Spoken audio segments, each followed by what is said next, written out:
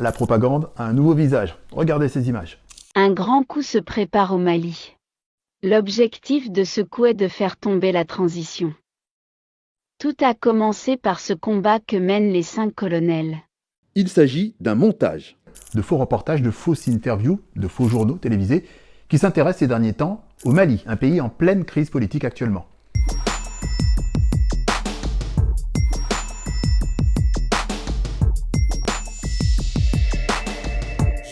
Des vidéos comme celle-là sont nombreuses et il en arrive tous les jours. La preuve encore cette semaine avec celle-là. Elles reprennent et usurpent les codes d'un vrai journal télévisé. Décors, présentateurs ou présentatrices, face caméra, boucles musicales nerveuses et commentaires orientés.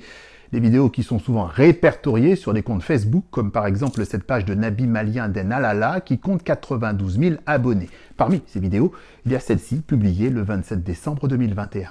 Vous vous rappelez de la lettre des 23 millions d'euros que Macron avait proposée aux traites de la nation.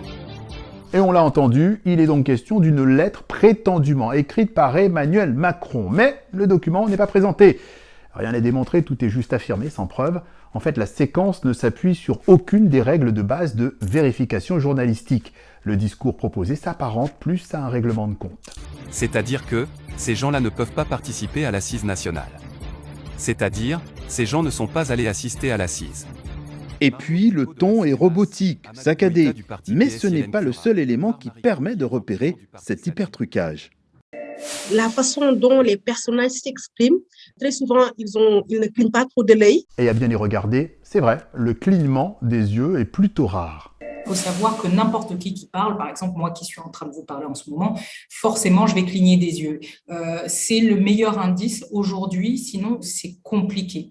Et c'est sans doute pour ça que ça marche. Cette vidéo, on ne sait pas qui est derrière, mais elle a été partagée et repartagée près de 5000 fois. Nous, Africains, nous avons cette culture de partage et comme si on avait la boulimie du partage en fait. Je partage, je partage, je partage. Une image, on a envie de lui faire confiance. On joue sur une corde encore plus sensible qui est quelle est la perception humaine d'une information. Et chacun va vous dire individuellement, non mais moi je l'ai vu, donc si moi je l'ai vu, ça veut dire que c'est vrai. Alors comment faire? D'autant que la technologie semble toujours avoir un coup d'avance. Plus ces technologies se développent, plus nous on court après. J'apprends à mes élèves et aux gens que je forme à se dire « Ok, je prends juste 2-3 minutes pour prendre du recul sur l'information. » Parce que même si demain on invente une nouvelle technologie, la personne que j'ai formée sera à même de se dire « Attention, les signaux sont les mêmes, ce que ça déclenche chez moi, c'est ce sur quoi je peux agir. » Quid, enfin, de la responsabilité de logiciels comme Synthesia? C'est à partir de cette appli grand public que ce faux journal a été monté. Mais elle a aussi permis de réaliser il y a quelques années une campagne de sensibilisation contre la malaria dans laquelle le célèbre footballeur David Beckham pouvait, grâce à l'intelligence artificielle, parler 9 langues différentes.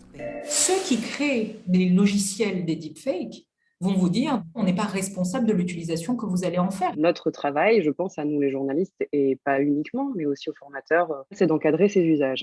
Et dans ces usages, depuis la pandémie Covid-19, les réseaux sociaux glissent parfois quelques alertes sur les contenus. Il faut y être attentif. Un bandeau d'avertissement est apparu sur Facebook au moment du clic lançant la séquence de ce faux journal.